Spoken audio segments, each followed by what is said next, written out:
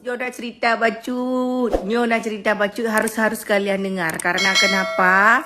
Lok sukun kau kan. Ya, sebagian tempat lokasi beberapa titik udah banjir. Jadi kalian doakan semoga Cuk tidak hanya di bawah banjir.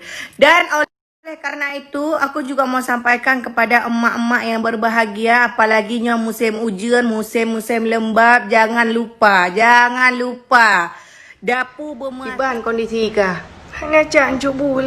Keke kabah meo. Talo tanya pantan Cuk Bul, cangguk pantan lebih keras. Makaji kali ku pegah, ku umurnya bicara. Keke bah me Cuk Bul hai. Jangankan roon.